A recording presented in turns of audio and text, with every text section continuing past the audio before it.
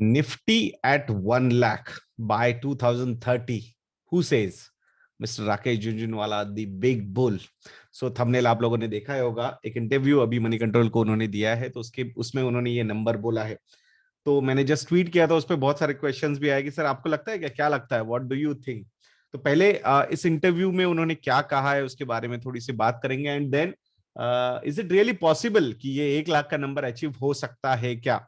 इस पे भी एक छोटा सा डिस्कशन हम करेंगे। सो 2014 में 1.25 लाख का टारगेट दिया था मिस्टर झुनझुनवाला जी ने बाय 2030। तो अभी after 6-7 years he has revised this target to 1 lakh. I don't mind अगर आने वाले 5-6 सालों के बाद मिस्टर झुनझुनवाला फिर से एक बार उसको रिवाइज करते हैं और 75,000 भी रखते हैं, तो भी कोई बुरी बात नहीं होगी, because from 15,000 to 75,000 I think 5 times का growth in an index is going to be a blockbuster return giving event. So that is one thing we need to be मतलब hoping for. Then he has discussed कि कैसे उन्होंने ये back किया है, ये चीज को बैक किया है। तो he has discussed about GDP growth also. So he feels कि आने वाले समय में मतलब ये साल तो हम डबल डिजिट ग्रो करने ही वाले हैं, मतलब FY22 की हम बात करें, because of the FY21 low base effect है काफी ज्यादा।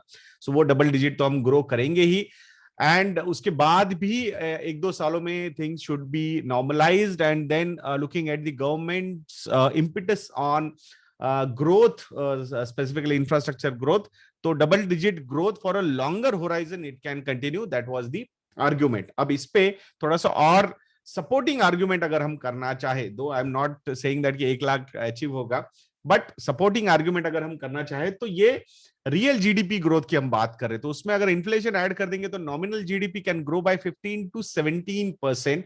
लेट्स सी, नॉर्मली उतना इन्फ्लेशन तो रहेगा अगर इतनी ग्रोथ हम एक्सपेक्ट कर रहे हैं तो। सो अगर 15 से 17% तक नॉमिनल जीडीपी ग्रोथ होती है इंडिया में, so then achieving around 20-21% earnings growth in top 50 companies is possible। अब मैं ये नंबर क्यों बोल रहा हूं इसको थोड़ा सा बताता हूं, बिकॉज आज अगर हम देखते हैं 40 का पी रेशियो चल रहा है निफ्टी का, और 367 रुपीज का ईपीएस है। निफ्टी एक कंपनी हम देखेंगे, वेटेड एवरेज करके सारी कंपनीज का एक निकाला, तो 367 रुपीज का ईपीएस है।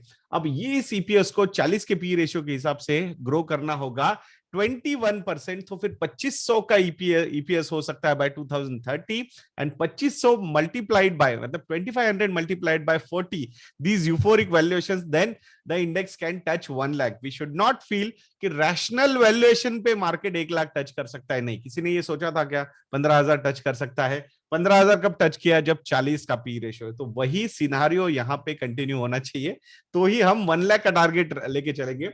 तो इसीलिए मैं बोल रहा हूँ कि अगर वो टारगेट उससे भी थोड़ा सा नीचे होता है बाय ऑलमोस्ट 25%, 40 का पी रेशियो 25% से अगर डिस्काउंट कर दे तो 30 का पी रेशियो, तो लुक्स लाइक कि 2500 के ईपीएस पे 30 का पी रेशियो 75,000 का index, I think that would be an event to watch। So that one thing। Then उनका एक और भी आर्ग्यूमेंट था कि $550 बिलियन की जो सेविंग्स है इंडिया में, उसमें से हार्डली 5% सेविंग्स इक्विटी में है। So that is a huge scope for more penetration in this equity asset class, which I support. आने वाले समय में looking at the mutual fund industry, looking at the insurance industry, financialisation जो हुआ है, तो वो डेफिनेटली फाइनेंशियल एसेट्स की तरफ और ज्यादा झुकाव हो सकता है, और उसमें इक्विटी एक बहुत बड़ा रोल प्ले कर सकता है। So that's what we should think positively. Then he had discussed about some risks also. अब उनके लिए सबसे बड़ी रिस्क जो है ना, वो है वॉर विद पाकिस्तान, और वो भी नॉर्मल वॉर नहीं, अगर न्यूक्लियर वॉर हुआ तो फिर ये पूरा डिजास्टर्स हो सकता है situation. That's what he feel, and which is completely right, there is no doubt about it. Regarding disinvestment plan जो गवर्नमेंट ने अभी किया है, 1.75 लाख करोड़ रुपीस का डिसइन्वेस्टमेंट प्लान है उनका, जिसमें एलआईसी जैसी कंपनीज को भी पब्लिक किया जाएगा और वहां से कुछ स्टेक सेल किया जाएगा।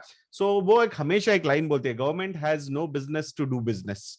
सो गवर्नमेंट का काम है गवर्नेंस करना एंड नॉट बिजनेस करना। सो उन्होंने सिर्फ गवर्न करनी चाहिए, चीजें रेगुलेट करनी चाहिए, and let the private players do the required things. तो यहाँ पे ये जो डिबेट होता है कि देश बेचने चले एंड ऑल दोस थिंग्स, तो he is quite opposite to that particular view. वो बोलते हैं कि भाई ये रेटोरिक पॉलिटिक्स में अच्छा लगता है, बट एक्चुअल थिंग्स में it is not good, which I also agree.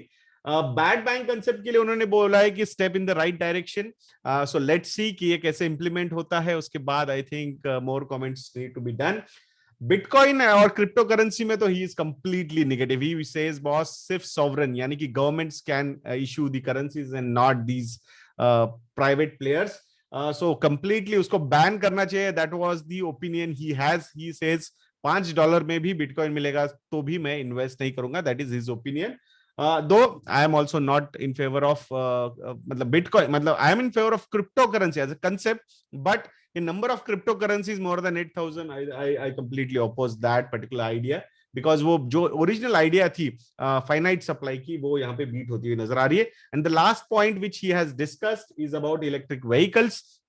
He says huge potential available for this thing, electric vehicles, Tesla ho, JLR ho, BMW ho, everybody is planning in a big way, and he is playing this electric vehicle concept with Tata Motors investment. He is a proud shareholder of Tata Motors, and he is playing this EV story with Tata Motors only. तो ये एक जिस था इनके interview का।